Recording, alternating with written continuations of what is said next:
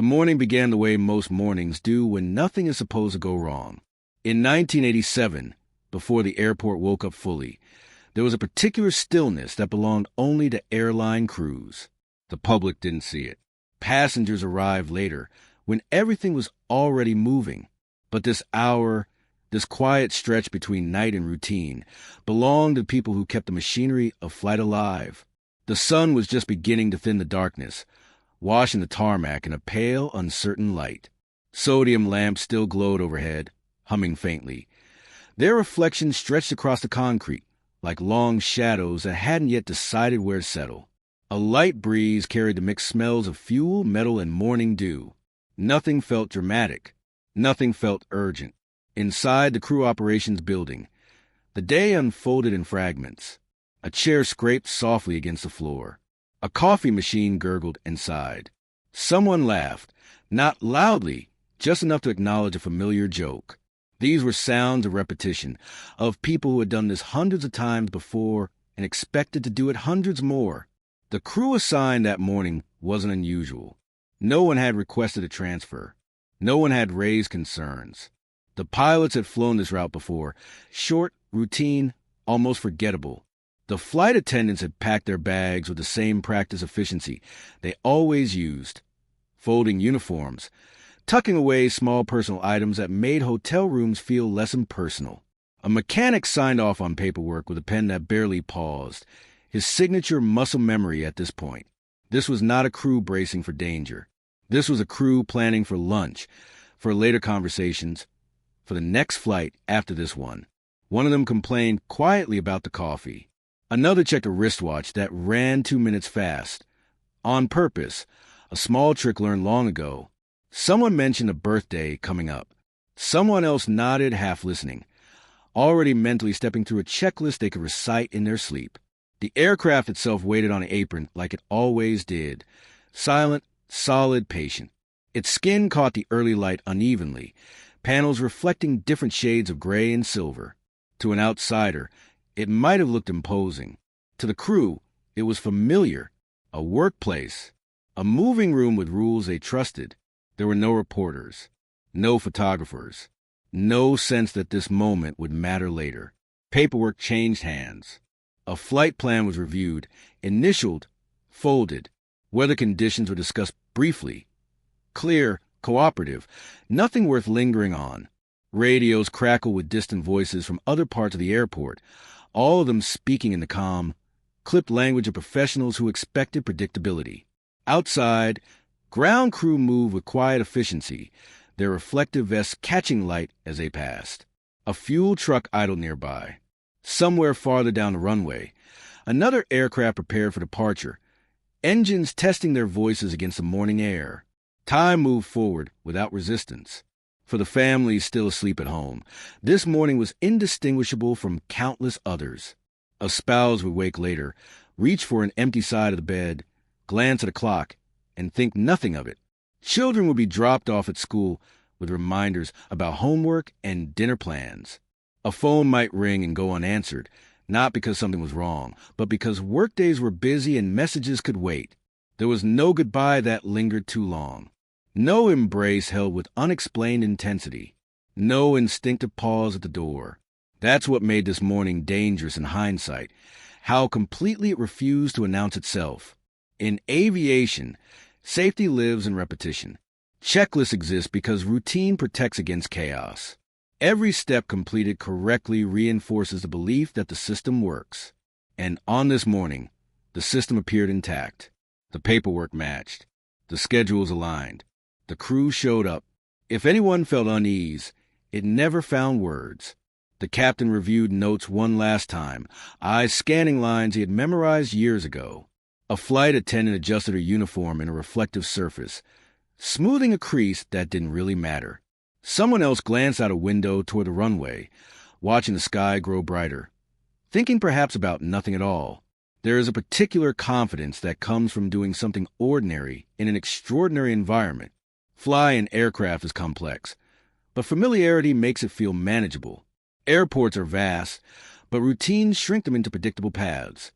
This hallway, that door, this vehicle, that seat. Everything about this morning reinforced the idea that the day would continue as planned. Even the aircraft logs told a story of normalcy. Maintenance entries were clean. No unresolved issues. No notes in the margins. The plane had flown before and would, according to every expectation, fly again. Minutes passed. Then more minutes. At some point, the crew transitioned from preparation to movement. The boundary between waiting and doing blurred, as it always does. This was the moment where the day truly began, not with drama, but with quiet commitment. No one marked the exact second. Later, investigators would obsess over timelines. They would reconstruct these moments with forensic precision, freezing actions that were never meant to be remembered. They would ask who stood where, who signed what, who spoke last. But in real time, there was no sense of a last anything. Just before departure, there is often a subtle shift, a tightening of focus, a narrowing of attention. Conversations trail off. The world outside the aircraft becomes background. Responsibility sharpens. But even that shift feels ordinary to those experiencing it. This morning was no exception. The crew boarded. Doors closed. Procedures continued. And then, without warning, without resistance, without any visible rupture, the ordinary stopped leading anywhere. The morning continued for everyone else. Other flights departed. Radios buzzed with routine exchanges. The sun climbed higher. Passengers arrived with luggage and expectations. Schedules adjusted themselves around small delays and minor inconveniences. But somewhere inside the system, something failed to progress. Not loudly, not violently. It simply did not continue. And because nothing appeared wrong at first, no one noticed the absence immediately. That, too, was part of the normal rhythm. Flights didn't always leave exactly on time. Crews didn't always check in precisely when expected. Delays were common enough to feel unremarkable. The danger of this morning wasn't hidden in chaos. It was hidden in how convincingly everything looked the same. By the time anyone realized that this particular routine had broken, that this crew, this aircraft, this ordinary sequence had quietly slipped out of alignment, the day had already moved on, and the last moment when everything made sense had passed unnoticed, unrecorded, and unrecoverable. That detail would matter later, because panic usually leaves fingerprints. Panic creates noise, records, sharp edges, and timelines. What followed this morning did not begin with panic. It began with patience. The aircraft was scheduled for a short repositioning flight, one of those quiet logistical movements that rarely earns attention outside internal logs. No passengers, no press, no sense of ceremony. These flights existed to keep the system balanced, to move crews and machines where they needed to be next. They were meant to disappear into the background of daily operations. So when the departure time passed without the familiar confirmation of wheels lifting off the runway, the first reaction was not alarm. It was assumption. A radio call went unanswered, but that happened sometimes. Frequencies overlapped. Headsets malfunctioned. Someone scribbled a note in the margin of a clipboard, already preparing an excuse that required no imagination. Maybe the crew was running late. Maybe there was a minor mechanical check. Maybe they were waiting for clearance. Airports are environments built on controlled delay. Waiting is baked into the architecture. Minutes passed. The aircraft did not taxi. No engines announced themselves. No vibration rolled across the tarmac. The space where the plane should have moved remained unchanged, like a photograph no one had realized was frozen. Another radio call went out, still routine, still unforced. A different voice this time. Same result. Silence. It wasn't the dramatic kind of silence. Not the kind that draws attention to itself. It was thin, easily dismissed. The sort of silence that slips between other sounds. A supervisor glanced at the clock and felt a faint, dismissible irritation. Schedules matter, but so did flexibility. He made a mental note to follow up later, then turned back to something else that demanded immediate attention. Somewhere else in the airport, another aircraft pushed back. Life continued. What no one could see yet was that the expected chain of small explanations, delay, miscommunication, minor issue, was about to run out. The first real question surfaced quietly, almost apologetically. Has anyone seen them? It wasn't asked into a room full of tension.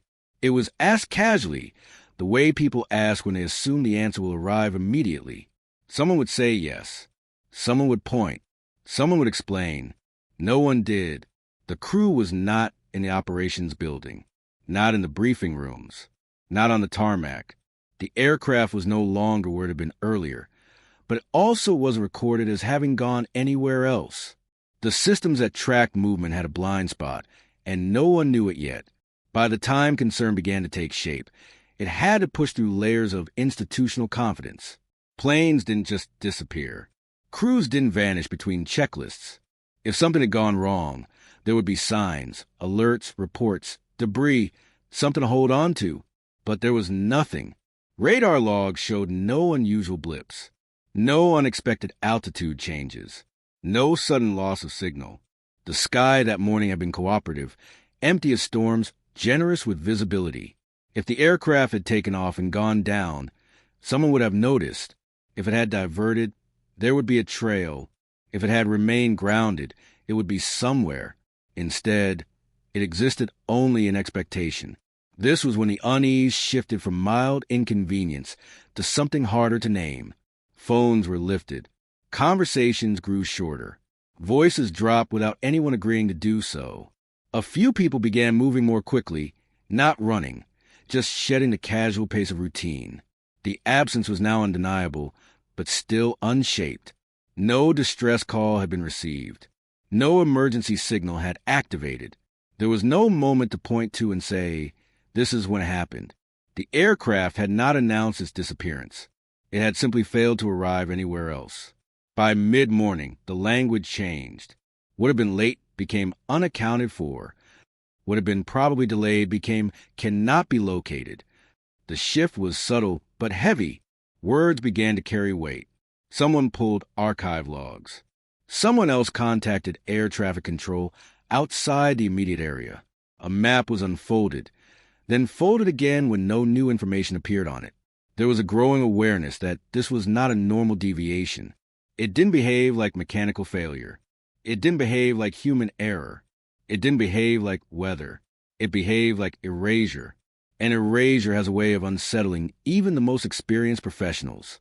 By the time authorities were notified, the story had already hardened into something strange. A crew and an aircraft had been present, verified, accounted for, and then they weren't. Not crashed, not rerouted, not grounded, just absent. The first official search orders were issued without urgency in their tone, but urgency lived between the lines. Aircraft were asked to report anything unusual. Ground units were alerted. Nearby facilities were contacted. Still nothing. As hours passed, patience thinned into something sharper. The lack of evidence stopped feeling reassuring and started feeling accusatory. Every empty screen, every unmarked log, every unanswered call seemed to imply that someone had missed something important. No one knew who. For the families, the first hint that something was wrong arrived unevenly. A missed check-in, a call that went to voicemail, a delay explanation that didn't quite make sense.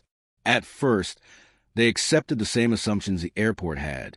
Flights ran late, plans changed, but as the days stretched on, explanations stopped updating themselves.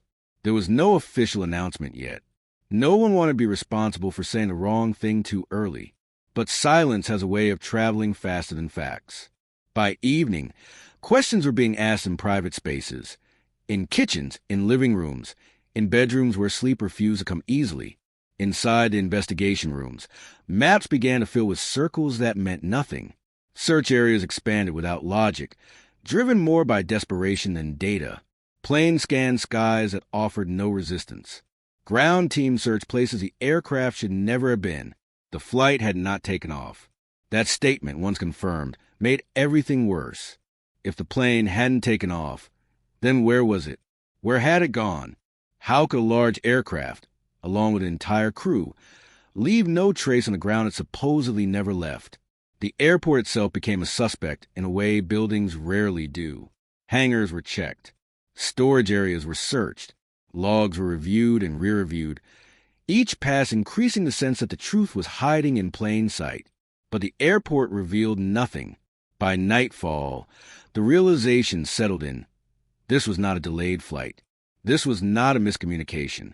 This was a disappearance that refused to follow any known pattern. And the most disturbing part wasn't that the aircraft was missing. It was that the system designed to notice such a thing had hesitated, long enough for the trail to cool, for certainty to dissolve, and for the mystery to take its first permanent shape. By the time the word search was officially used, everyone involved already understood the uncomfortable truth. There were no coordinates to search from. In most aviation emergencies, the first pieces of information arrive quickly: a last known position, a final transmission, a radar drop-off that gives investigators a starting line, something solid to push against. This time, there was nothing like that.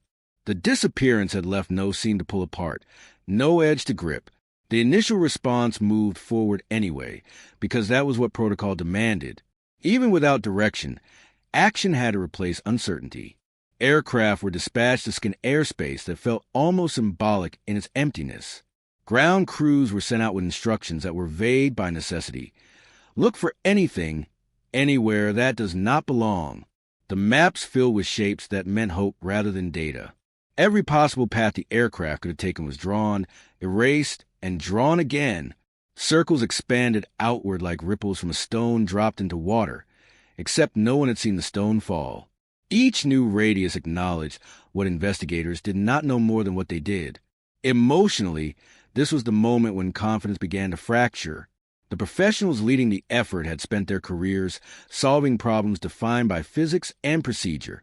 Aircraft moved according to rules. People made mistakes in predictable ways. Systems failed within known boundaries. But this case didn't respect any of that. It resisted categorization. The absence of wreckage was unsettling. So was the absence of witnesses. No one had reported seeing an aircraft in distress. No unexplained sounds. No smoke. No impact. Even in areas far from the airport, where news traveled slowly, there were no rumors to chase. The sky had kept its secrets. Ground searches proved equally disorienting. Teams moved to areas where an aircraft should have left marks: disturbed earth, broken trees, scorched ground. They found none of it. The terrain was unchanged, indifferent. It offered no clues, no resistance, no acknowledgement that anything had passed through. Each negative result tightened the knot. Investigators began to feel as though they were chasing a shadow cast by nothing. The more effort they applied, the less the mystery responded. It was as if the disappearance had occurred in a space that did not overlap with reality as they understood it. Inside temporary command rooms, conversations grew repetitive. The same questions circled back on themselves, unanswered. Could the aircraft have been moved? Could records be wrong? Could someone have falsified a departure? Each possibility felt increasingly implausible. Yet dismissing them required faith in a system that had already failed to notice something enormous. And so doubt spread, not about one theory, but about the integrity of the entire picture. As hours turned into days, the emotional weight of searching without direction became impossible to ignore. Crews were working hard, but work without progress corrodes morale. Every returned aircraft that reported nothing to report added another layer of quiet despair. There was no moment of discovery, no false hope followed by heartbreak, just a steady accumulation of absence. Families were briefed with careful language. Authorities spoke in terms of ongoing efforts and expanded search areas. They avoided words like missing and vanished, as if naming the problem might solidify it. But the families understood the subtext. They heard what was not being said. Waiting rooms filled with a particular kind of silence, the kind shaped by listening too closely for updates that never arrived.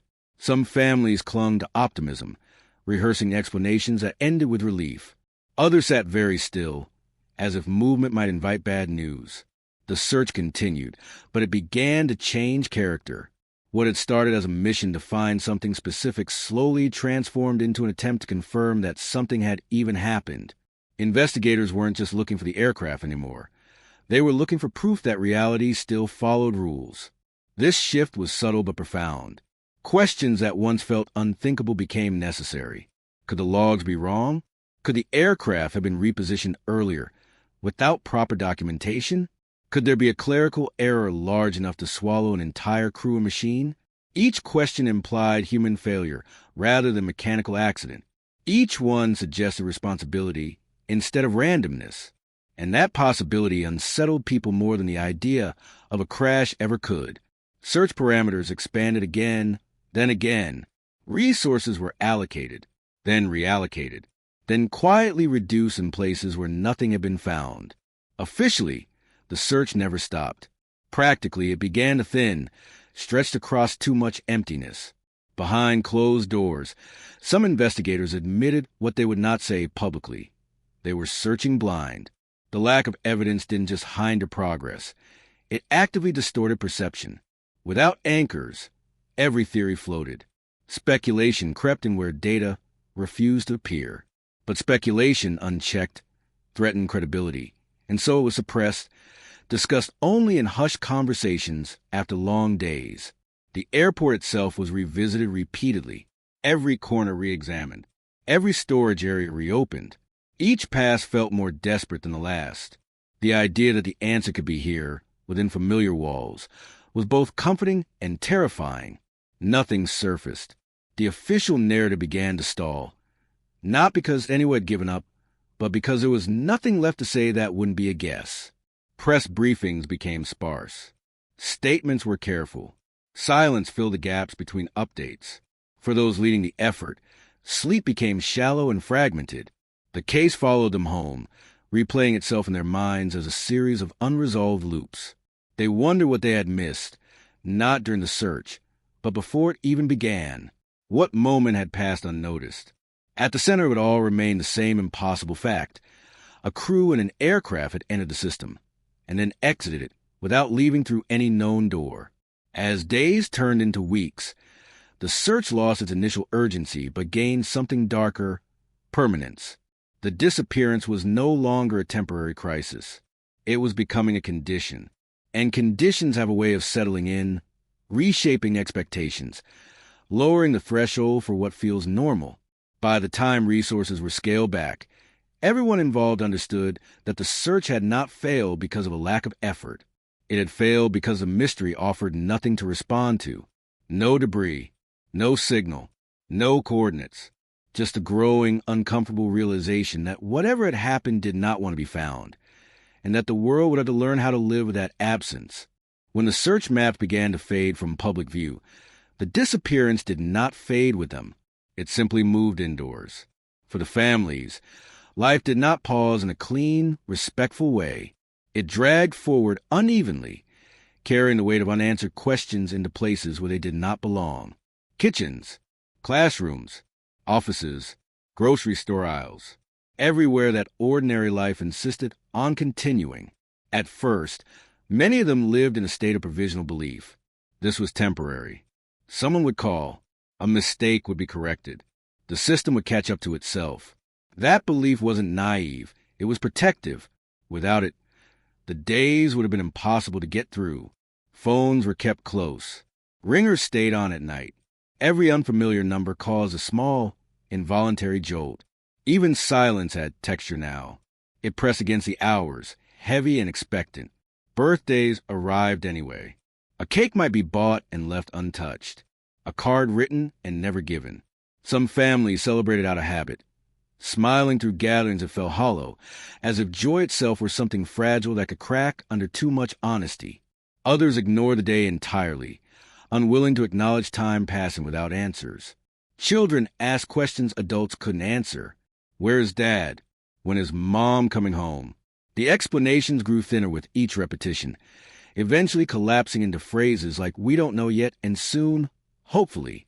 Hope became something rationed, offered carefully to avoid disappointment. Grief behaved strangely in the absence of confirmation. There were no funerals, no rituals to mark an ending. Friends didn't know what to say, so they said less. Sympathy cards stopped arriving. The world, uncomfortable with unresolved loss, began to look away, but the families couldn't. They lived suspended between two incompatible realities. One where their loved ones were alive somewhere, and another where they were gone forever. Neither reality fully asserted itself, and so both lingered, exhausting in their coexistence. Spouses struggle with decisions that should not have been decisions at all. When do you stop setting a place at the table? When do you pack away clothes that still smell familiar? At what point does holding on become a different kind of loss? Some refused to change anything. Bedrooms remained untouched. Uniforms hung pressed and ready. It was a quiet act of defiance against uncertainty, a way of saying, I am not done believing. Others made small changes out of necessity rather than acceptance. Bills had to be paid. Jobs had to be kept or replaced. Children needed stability, even if the adults providing it felt anything but stable themselves. The absence seeped into identity. A wife became the woman whose husband disappeared. A child became the one with the missing parent. Introductions carried invisible footnotes. Conversations circled the same subject until people learned to avoid it altogether. Support groups formed, informal at first. Families met each other in waiting rooms, at briefings, in hallways where official language failed them. There was comfort in shared understanding, but also a quiet terror. Seeing others trapped in the same uncertainty made it harder to believe in a clean resolution. They compared notes obsessively.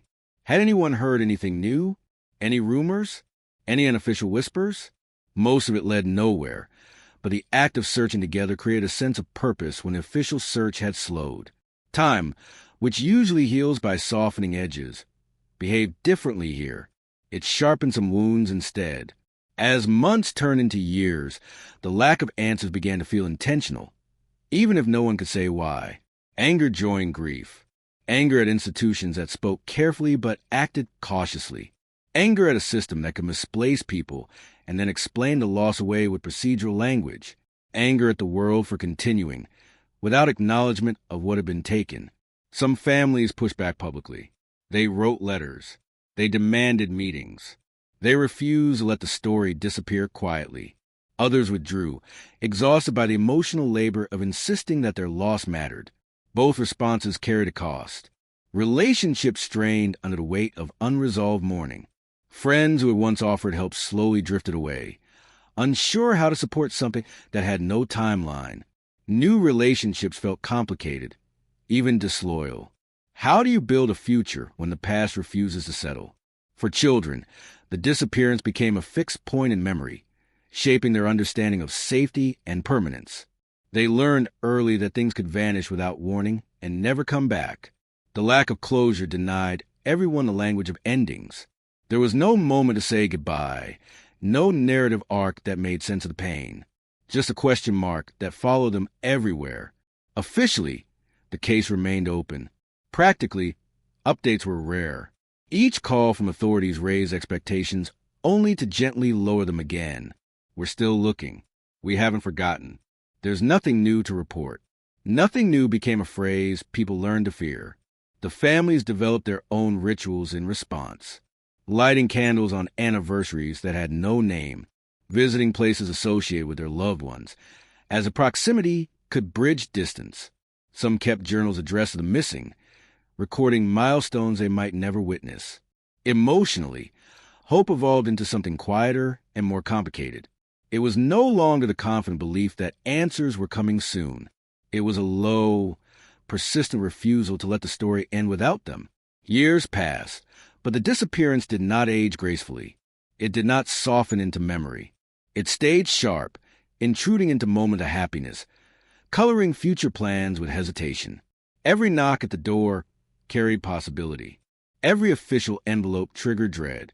Even after long stretches of silence, the families lived as though the next moment might finally change everything. And yet, nothing did. The absence became a presence, one that shaped routines, conversations, and identities. It sat at dinner tables. It followed people to work. It lay awake with them at night, asking the same unanswerable questions. Where did they go? Why didn't anyone notice sooner? How could something so large disappear so completely? In the end, the search without coordinates had given way to lives without resolution. And while the world slowly learned to live without the missing crew, the families never did. They learned only how to live around the void, carefully, painfully, and always aware that the story was unfinished, waiting for a chapter that might never arrive. As the years moved forward, the disappearance slipped gradually out of public conversation.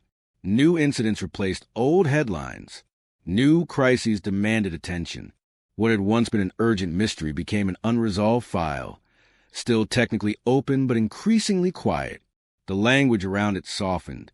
Words like ongoing investigation were replaced with historical case. Not closed, but no longer alive in the way it once had been. Officially, nothing had changed. Unofficially, almost everything had. Boxes of documents were moved from desks to storage. Evidence that had never led anywhere was cataloged, labeled, and shelved. Computer systems upgraded. Offices relocated. Personnel retired, transferred, or passed away. With every change, the story lost a little more of its immediacy, but it never disappeared completely. There were people who could not let it go, not because they were instructed to hold on, but because the case refused to release them. A handful of investigators, journalists, and airport staff carried it quietly, like an unresolved core that never quite faded from memory. For them, the disappearance remained wrong in a way that time could not correct. One investigator kept copies of old reports long after he was supposed to, not out of defiance, but instinct. Something about the case resisted closure. The timelines didn't sit right. The gaps felt deliberate, not accidental. He revisited the files late at night, rereading passages that others skimmed past, hoping repetition would reveal what logic had missed. A journalist stumbled across the case years later, while researching aviation anomalies. At first, it seemed like a footnote, a strange but ultimately unsolvable story from another era. But the deeper she dug, the more uneasy she became. Articles were thin. Follow-ups were rare. Sources contradicted each other, not aggressively, but subtly, as if shaped by different versions of the same carefully managed truth. The case had not been buried with ceremony. It had been buried with silence. What made it unsettling was not just what was missing, but how little curiosity the absence seemed to provoke over time. Disappearances usually leave behind fragments, rumors, sightings, conflicting accounts. This one had left very little. The lack of noise felt intentional, even if no one could yet say why. Occasionally, a new lead surfaced, a tip from someone who claimed to remember something out of place, a retired employee who hinted at unusual procedures, a document discovered misfiled, its date or signature raising new questions. Each time, there was a brief flicker of renewed interest, and each time it faded. The official responses were consistent. Records were reviewed. Statements were issued. Conclusions were deferred. Nothing substantial emerged. The system absorbed each disruption and returned to its quiet equilibrium. But beneath that surface calm, something else was happening. The airport itself had changed. Expansions were built. Facilities modernized. Old areas were repurposed or closed off. Spaces that had once been central to operations became peripheral, then forgotten. With each renovation, the physical memory of the disappearance grew more difficult to trace, except for one place. It appeared in passing references, never highlighted, never explained in detail. A hangar, decommissioned years earlier, officially unused, rarely mentioned. Its designation varied across documents. Sometimes it was listed as storage, sometimes not listed at all. The inconsistencies were small, easy to overlook, but for those still paying attention, they stood out.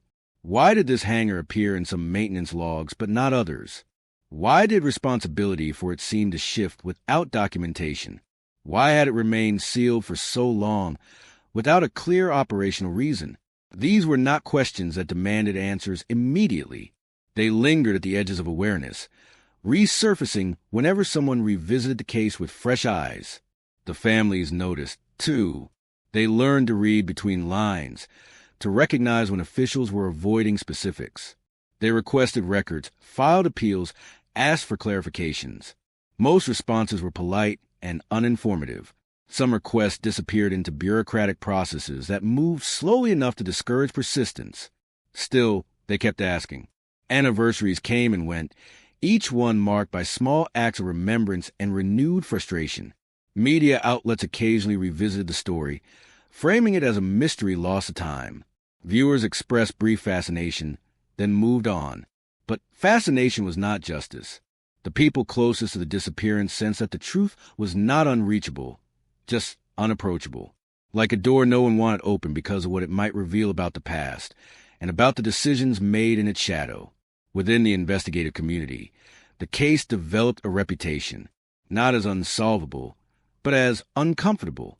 It didn't fit neatly into categories. It implied procedural failure at best and deliberate concealment at worst. Either possibility carried consequences no one was eager to confront, so the case existed in a kind of institutional limbo, not cold enough to be closed, not active enough to be resolved. Occasionally, someone new would take interest, an investigator early in their career, less invested in preserving old assumptions. They would ask questions that had been asked before, unaware of the subtle resistance they were about to encounter. Files would be made available, but not all at once. Explanations would be offered, but never complete. Eventually, most learned the unspoken lesson. Some cases were better left untouched, but a few did not. For them, the sealed hangar became more than a detail. It became a symbol, a physical reminder that the disappearance might not have occurred in some unreachable sky or distant wilderness, but within the boundaries of the system itself. The idea was unsettling enough to discourage casual inquiry. What if the mystery wasn't about where the crew went, but about why no one wanted to look in certain places? That question lingered, growing heavier with each passing year. It reframed the disappearance not as an accident or anomaly, but as a decision deferred so long it had hardened into policy. The case hadn't stayed buried because it lacked evidence. It stayed buried because digging required permission, formal or otherwise, and permission was never granted, until pressure, slowly and unevenly, began to build again. The hangar did not announce itself as suspicious. That was part of its power. From the outside, it looked like many other forgotten structures scattered across old airports, large, utilitarian, built for function rather than memory. Its paint had faded unevenly. Rust traced the seams where metal met metal. Weeds pushed through cracks in the concrete nearby, reclaiming ground no one seemed to need anymore. If you didn't know what you were looking for, you would pass it without slowing down. And for years, that's exactly what most people did. On official maps, the hangar existed in a kind of administrative blur. Sometimes it was labeled, sometimes it wasn't. In some documents, it appeared as an active storage. In others, it was omitted entirely, as though it had never been part of operations. The explanations, when offered, were vague enough to discourage follow-up. Old building, no relevance, nothing inside. But relevance has a way of resurfacing when questions refuse to disappear. Those who had stayed with the case began to notice how often the hangar hovered just outside definitive answers. It appeared in the margins of maintenance records from the late 1980s. It showed up briefly in asset transfer lists when the airport changed management, and then it vanished again, absorbed into bureaucratic silence. The most unsettling detail wasn't that the hangar was sealed. It was that no one could clearly explain why. Airports are not sentimental places. Space is valuable. Every structure is accounted for, repurposed, demolished, or documented. Buildings do not simply linger and use for decades without reason. And yet, this one had. The doors were locked with an authority that exceeded neglect. Not chained, not abandoned, secured. As if whatever lay inside was not forgotten, but deliberately left undisturbed. When questions were raised formally, responses arrived slowly. Jurisdiction was unclear. Responsibility had shifted hands too many times. Records from the era were incomplete, or so it was claimed. Each answer pushed accountability somewhere else. It wasn't refusal. It was deflection refined into an art. Emotionally, this stage of the investigation carried a different kind of tension than the early search. There was no urgency, no frantic scrambling for leads. Instead, there was restraint, a collective holding of breath, the sense that pressing too hard might trigger consequences no one was prepared to face. For the families, the hangar became a symbol long before it became a location. It represented everything that had been withheld from them: clarity, honesty, closure. Some of them visited the airport on their own, standing at a distance, staring at a building they were not allowed to enter, wondering how answers could exist so close and yet remain unreachable. Investigators felt the weight too. To open the hangar was not just to open a door. It was to reopen a past that institutions had quietly decided to leave alone. It meant acknowledging that something might have been mishandled, not just in the disappearance itself, but in the decades that followed. Every year that passed without action made the decision heavier. Pressure did not arrive all at once. It accumulated slowly, like water behind a dam. A new generation of officials, less tied to old decisions, began asking questions with fewer assumptions.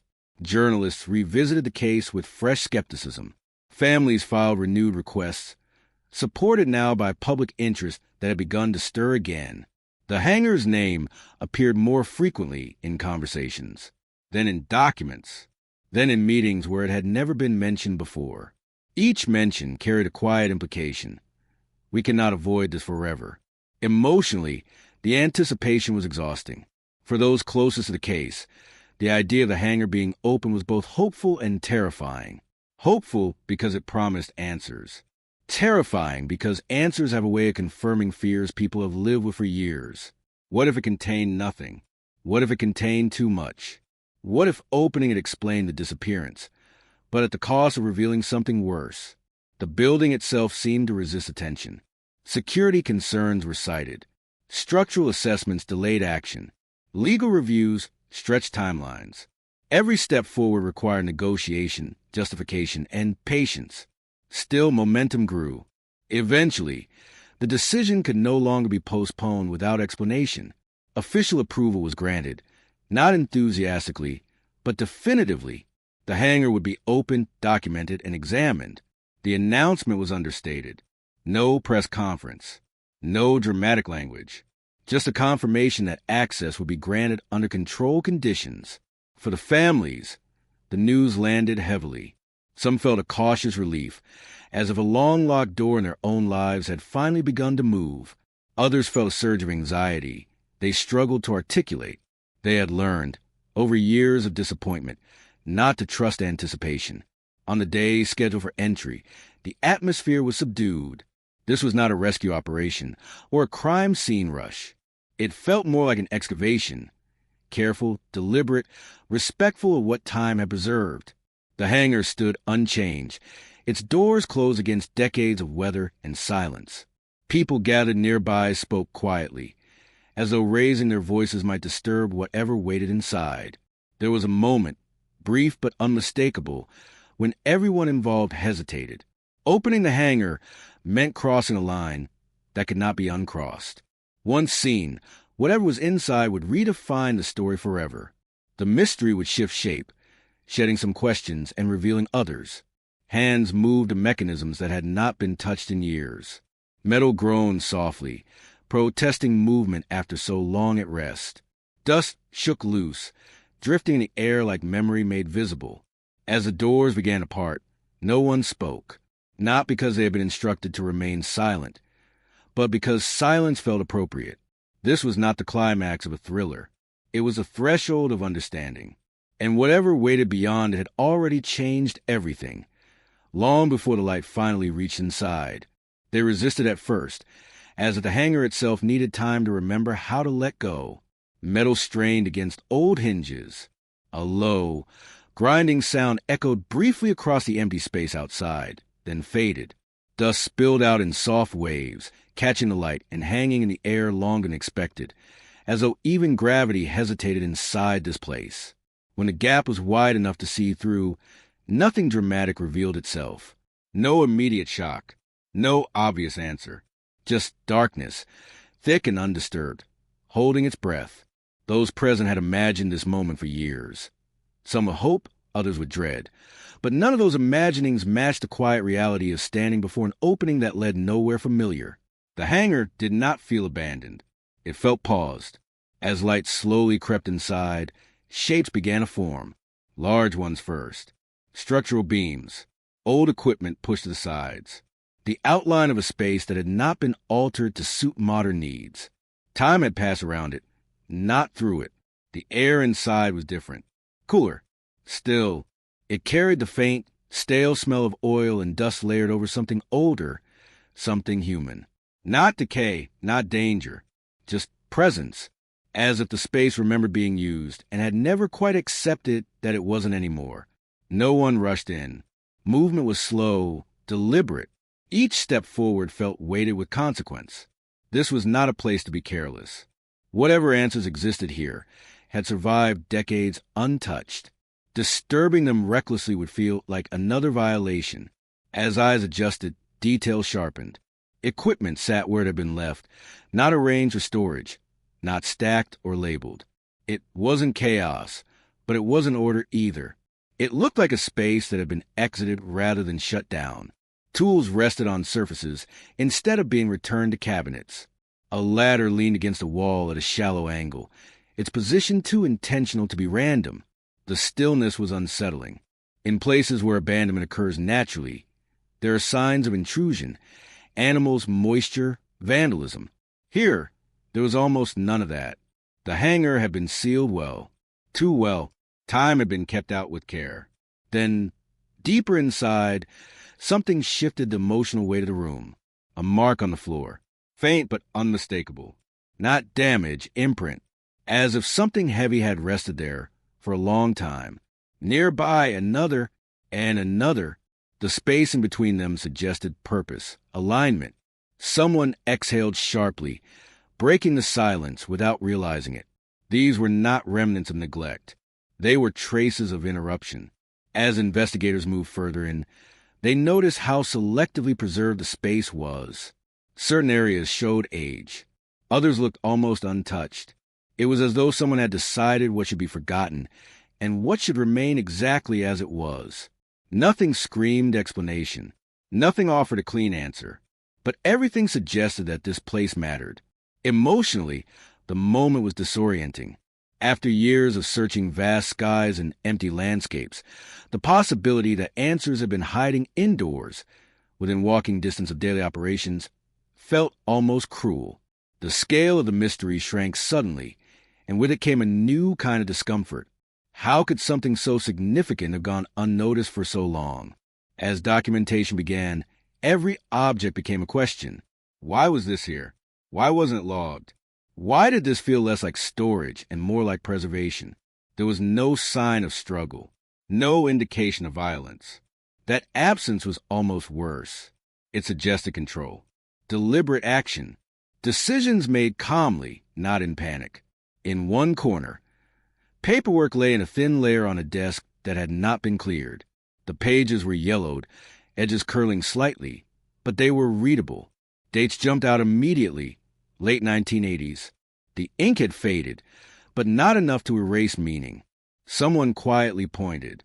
No one spoke, but everyone understood the implication.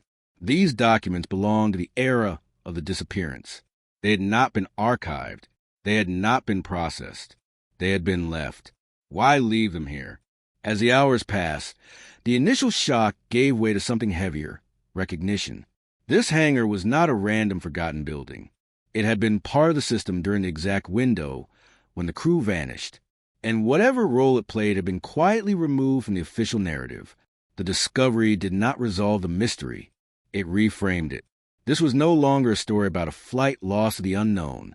It was becoming a story about containment, about how uncertainty can be managed not by answers, but by silence. For the families waiting outside the process, updates were careful, restrained. Officials did not describe findings in detail. They spoke instead of items of interest and further review. But even through that guarded language, something had changed. The tone was different. There was no longer an assumption that nothing would be found. There was now an understanding that something had been missed, intentionally or otherwise, and that the consequences of that omission were finally catching up. As the hangar was documented inch by inch, the feeling persisted that the most important thing about the space was not what it contained, but what it suggested. It was a gap in accountability made physical, a reminder that disappearance does not always require distance. Sometimes it only requires permission to look away. When the doors were eventually closed again, temporarily, the silence returned, but it felt altered, less empty, charged. Whatever had happened to the crew had not ended here. But this place had been part of how the truth was delayed. And now that delay was over. The mystery had crossed a threshold. It would never return to what it was before the hangar doors moved, because absence had finally been replaced with implication, and implication is something no institution can ignore forever. Once the initial documentation was complete, the real work began, not in the dust-filled interior, but in the uncomfortable space between what had been found and what had been officially recorded over the years. Every object, every mark, every piece of paper pulled from that sealed space now demanded to be compared against a narrative that had stood uncontested for decades. And that narrative began to fracture almost immediately. Investigators quickly realized that the hangar did not contradict the official story outright. It did something more unsettling. It exposed omissions, entire stretches of time where records should have existed, but didn't, procedures that should have left trails, but hadn't, decisions that had clearly been made, yet were nowhere to be found in writing. The absence of violence inside the hangar complicated everything. There was no single dramatic discovery to point to, no undeniable moment that could be packaged as the answer. Instead, there was a growing sense that the truth had been distributed across small, deliberate choices, each one defensible on its own, devastating when viewed together. Timelines no longer aligned. Maintenance logs reference equipment being moved that had no corresponding destination. Personnel rosters listed individuals assigned to tasks that were never officially completed. Shift changes overlapped in ways that blur responsibility, making it difficult to determine who knew what and when. It became clear that this was not a case of missing evidence. It was a case of selective memory. Emotionally, this phase of the investigation was draining in a different way than the search had been. Searching had been fueled by hope. This work was fueled by suspicion. Every discovery carried the implication that someone, somewhere, had chosen silence over transparency. The hangar had not revealed a hidden aircraft or the remains of a crew. What it revealed was something harder to process, a system capable of absorbing a catastrophic anomaly and continuing as if nothing had happened. That realization was deeply unsettling. For the families, updates were now both more frequent and more frustrating. They were told that new information was being reviewed, that findings were complex, that conclusions could not yet be drawn. The language suggested progress, but it did not offer relief, because progress without answers feels like another delay. Some family members were invited to close briefings. What they heard did not bring closure. It raised new questions. Why had this hangar never been mentioned before? Why had it remained sealed for so long? Why did so many records from that period feel incomplete? No one offered a simple explanation. Investigators began to suspect that the disappearance itself had triggered a cascade of protective decisions. Not necessarily malicious, not necessarily coordinated, but human. People under pressure, choosing the path of least resistance, choosing not to escalate uncertainty, choosing to document less rather than more. Over time, those choices calcified. What started as temporary silence became institutional habit. What was meant to be revisited later never was. The hangar, sealed and ignored, became a physical embodiment of that avoidance. Still, not everything could be explained away by negligence. There were inconsistencies too precise to dismiss. Files that reference approvals from departments that denied ever granting them. Equipment transfers signed off by individuals who claimed no memory of the event. Dates altered in ways that suggested correction rather than error. Each inconsistency tightened the narrative rather than loosening it. This was not chaos. It was management. Emotionally, the investigation reached a point where the question was no longer what happened to the crew, but what happened to the truth. And that shift was deeply uncomfortable for everyone involved. Institutions are built to project reliability. Admitting failure, especially one that spans decades, threatens that projection. It invites scrutiny not just of the past, but of everything built on top of it. The hangar had cracked the foundation. Internally, debates intensified. How much should be revealed? How much could be proven? At what point does transparency become liability? These questions hovered over every meeting, shaping decisions in ways that echoed the very behavior now under scrutiny. For the families, patience wore thin. They had lived for years with uncertainty. They had learned to survive without answers. What they could not accept now was the possibility that answers had existed and been withheld. The emotional tone shifted from grief to betrayal. Not all investigators agreed on interpretations. Some believe the hangar represented nothing more than bureaucratic failure magnified by time. Others argue that the patterns were too consistent, too deliberate, to be accidental. But everyone agreed on one thing. The disappearance could no longer be explained as a mystery of nature or chance. Human hands had shaped this outcome. What the hangar did not provide was finality. It did not explain where the crew went. It did not produce remains, recordings, or definitive proof of fate. That absence remained intact. But what it did provide was context. It showed how a disappearance could be sustained, not by secrecy alone, but by procedure, by ambiguity, by the quiet decision to move forward without looking back. As reports were drafted and redrafted, language became cautious again. Conclusions were framed as possibilities, not accusations. Responsibility remained diffuse. No single moment or individual could be isolated as the turning point. And yet, the story had undeniably changed. The disappearance was no longer an unsolvable event lost to time. It was now an unresolved truth shaped by choices. Choices made in offices, meetings, and quiet conversations that had never been meant to surface. For the families, this was both vindication and burden. They had been right to keep asking, right to doubt, but the answers they were approaching were not the ones they had imagined. The hangar had not given them peace. It had given them a mirror, one that reflected not just loss, but the cost of silence. And as the investigation moved forward, one realization became impossible to ignore. Whatever final theory emerged, it would not restore what had been taken. It would only explain how the world had learned to live without it. The mystery was no longer hiding. It was standing in plain sight, asking a far more difficult question. What happens when the truth is found too late to heal anything it explains? The theory did not arrive with certainty. It arrived reluctantly, pieced together from fragments that no one wanted to assemble too quickly. For years, the question had been what happened. Now, almost without warning, it shifted to how it was allowed to disappear. That distinction changed everything. As investigators revisited the timeline with the hangar findings in mind, a new narrative began to emerge. Not dramatic, not sensational, but deeply unsettling in its plausibility. It did not rely on sabotage or conspiracy in the cinematic sense. It relied on something far more familiar: human decision-making under pressure, layered over institutional self-preservation. The theory suggested that the disappearance was not a single catastrophic moment, but a sequence of small, manageable problems that compounded into something irreversible.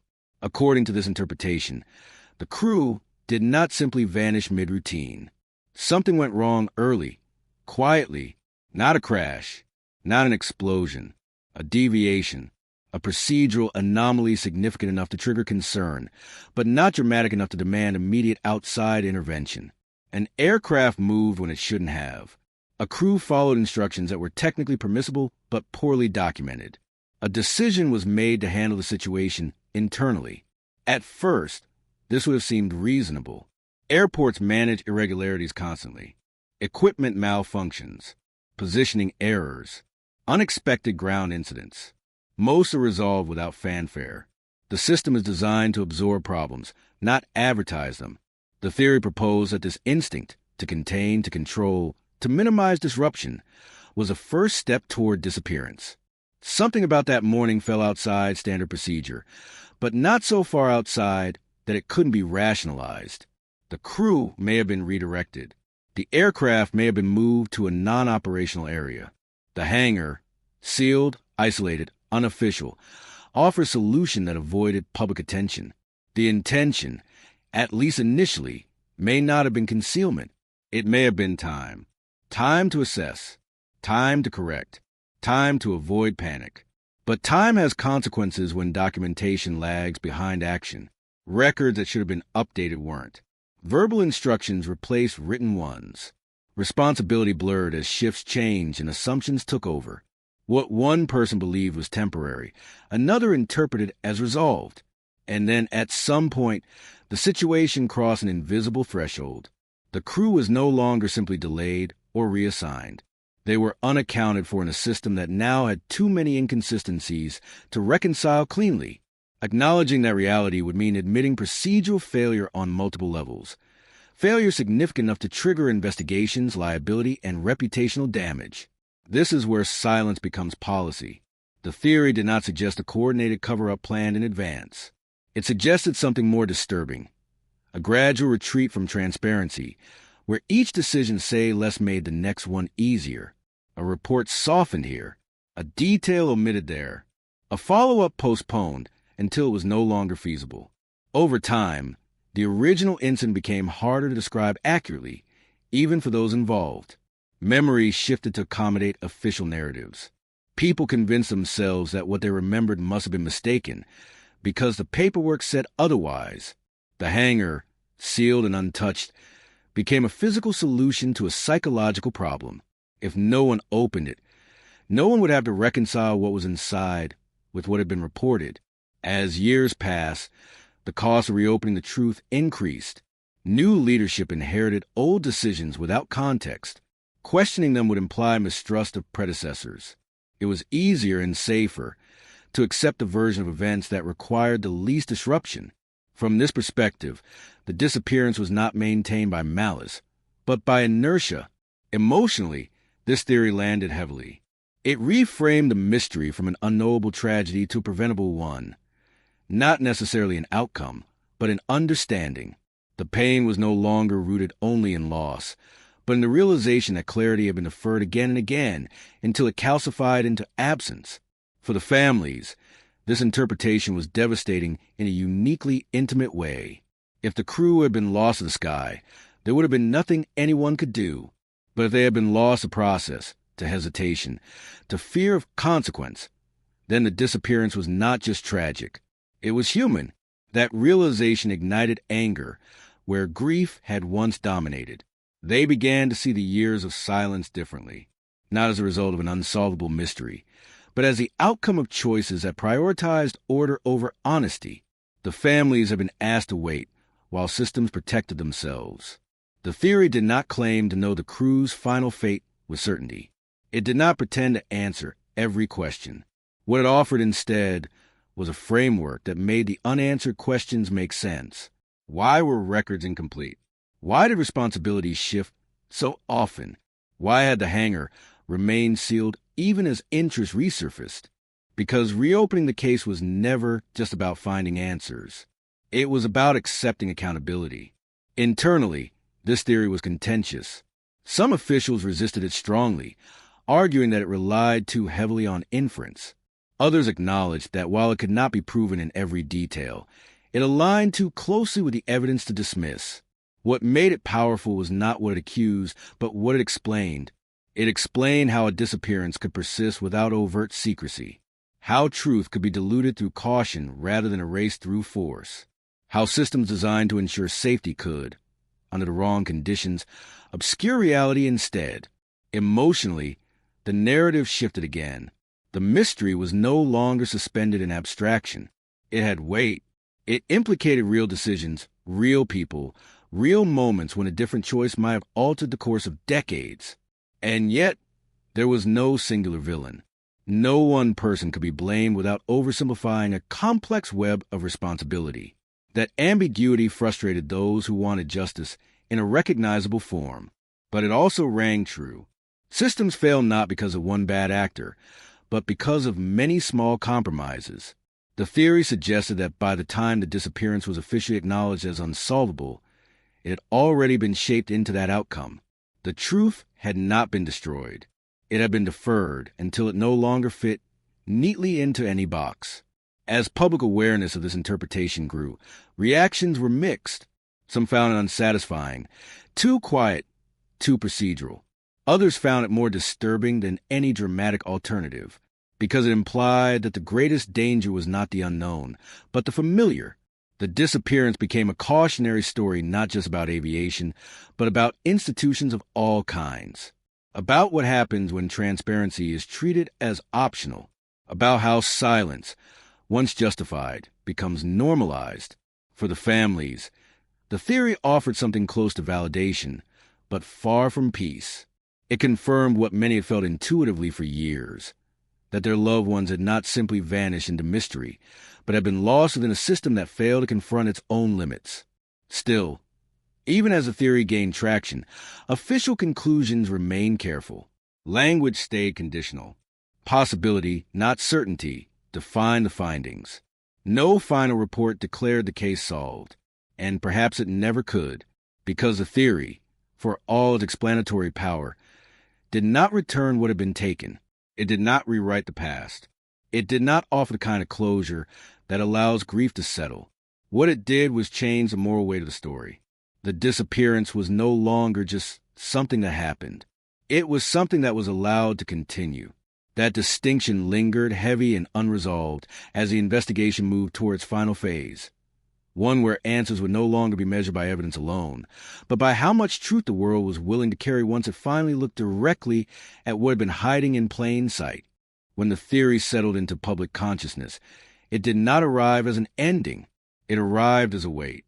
For the families, the shift was subtle but irreversible. For years, they had lived inside a question mark. Now, that question mark had been reshaped into something heavier, something that resembled an answer but behaved nothing like closure. They were no longer being told that nothing could be known. They were being told that something had been known and managed. That distinction changed how the past felt. Memories reorganized themselves around it. Conversations replayed with new meaning. The careful language used by officials years earlier began to sound less like uncertainty and more like restraint. Some family members felt a strange sense of vindication. They had not imagined the resistance. They had not been unreasonable in their persistence. The discomfort they sensed in meetings, the delays, the half-answers, those had been real. But vindication did not bring relief. Instead, it opened a new phase of grief, one shaped not by loss alone but by betrayal. Trust, once eroded, does not return easily. And now, there was no longer any illusion that the system had simply failed despite its best intentions. The system had chosen itself. For some, this realization ignited a renewed determination. They spoke publicly with more clarity than before, no longer asking for answers, but demanding acknowledgement. They wanted the story told honestly, not softened, not diluted, not buried beneath procedural language. Others withdrew. The emotional cost of carrying the truth proved too high. After decades of waiting, some found they no longer had the strength to fight for recognition that came too late to change anything meaningful. They had built lives around uncertainty.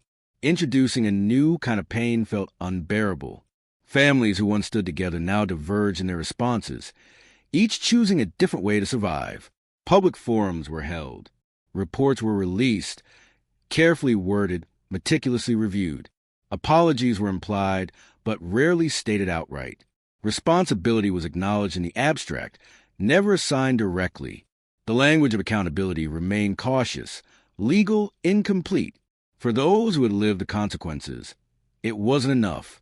They listened to officials describe lessons learned in procedural improvements and heard echoes of the same system that had once chosen silence.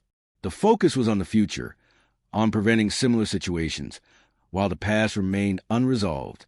Emotionally, this was perhaps the most isolating stage of all. The mystery was no longer shared in the same way. When the disappearance was unsolved, it belonged to everyone. Now that a theory existed, one that implicated human decisions, it became more complicated to discuss. Conversations felt heavier. Listeners grew uncomfortable. The story no longer invited curiosity. It demanded responsibility. And responsibility is not something people like to carry if they don't have to. For the families, the truth became something personal again, something they carried quietly. They learned that answers do not always bring understanding, and understanding does not always bring peace. Some tried to integrate the new information into their lives, reframing their grief as something that had been shaped by systems rather than fate. Others rejected the theory altogether, finding it too painful to accept that what they had endured might have been avoidable, at least in terms of honesty. There was no right way to respond. What united them was a realization that their loved one's disappearance had not ended in 1987. It had continued, year after year, through every delayed document, every sealed door, every decision not to look too closely. That continuity changed the emotional timeline. The loss was no longer confined to a single moment. It stretched across decades, accumulating layers of harm. In private moments, family members found themselves asking new questions. Not about what crew had gone, but about who they themselves had become in the absence of truth. How much of their identity had been shaped by waiting, by hoping, by mistrust?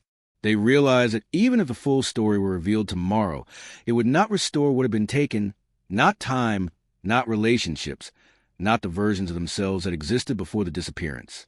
The truth, once carried for too long, becomes heavy in a different way. It stops being something you seek and becomes something you endure. Some families chose to memorialize the crew on their own terms, not as victims of mystery, but as people whose lives mattered enough to deserve honesty. Small ceremonies, private remembrances, acts of acknowledgement that did not require institutional approval. These moments were quiet, intentional, deeply personal. There was no official closure ceremony, no definitive announcement that marked the end of the case. Just a gradual understanding that this was as close as the world was willing to come to an ending. And perhaps that was the final cruelty of it. The truth had emerged, but without the power to heal. For investigators who had stayed with the case, the outcome was equally complex. Some felt relief that the silence had been broken. Others felt haunted by the knowledge that even now, the full story remained just out of reach. They had exposed a framework of understanding, but not a conclusion. The hangar had been opened, the theory had been spoken, and yet something essential was still missing. What remained was a quiet reckoning, a recognition that disappearance does not always end with discovery. Sometimes it ends with awareness, and awareness is not gentle. The families learned to live with that awareness the same way they had learned to live with uncertainty, slowly, unevenly, and without guarantees. They carried the truth forward not because it comforted them, but because letting it disappear again would feel like losing their loved ones all over. And so the story did not close. It lingered in conversations and memories, in the unspoken understanding that some losses do not resolve themselves neatly. They simply asked to be remembered honestly, that, in the end, became the final responsibility passed on to those left behind. Decades after the disappearance, long before passengers line up at security and departure boards flicker to life, there's a brief hour when the place feels almost the same as it did back then. The lights hum softly. The runways stretch out into the dimness. The air carries a familiar mixture of fuel, metal, and expectation. Most people who pass through have no idea what happened here.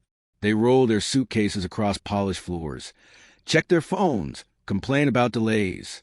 Planes take off and land with dependable precision.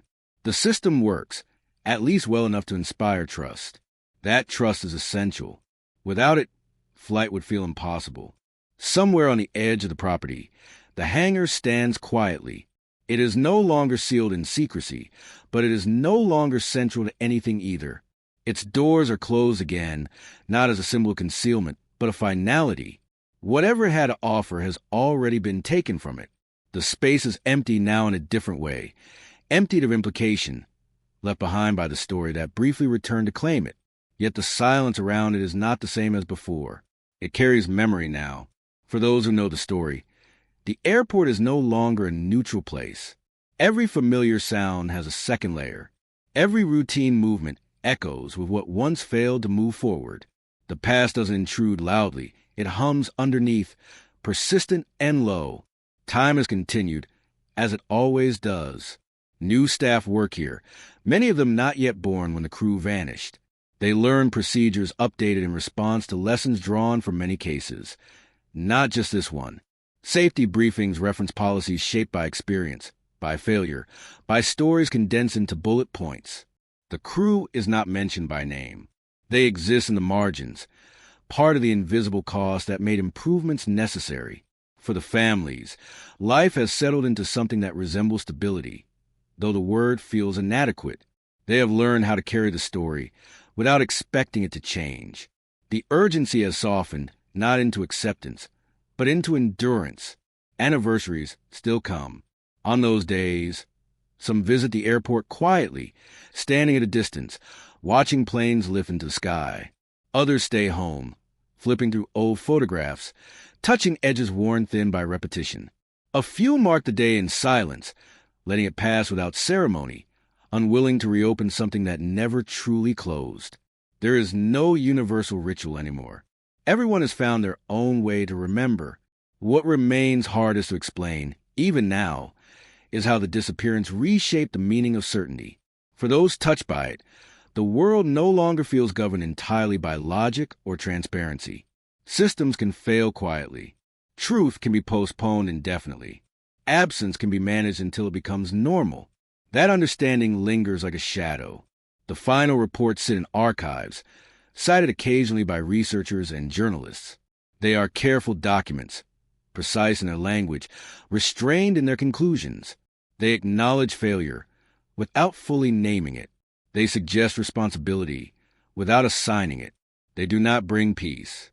And yet, the story did not vanish again. That in itself matters. The hangar was opened. The silence was interrupted. The narrative shifted from impossibility to accountability.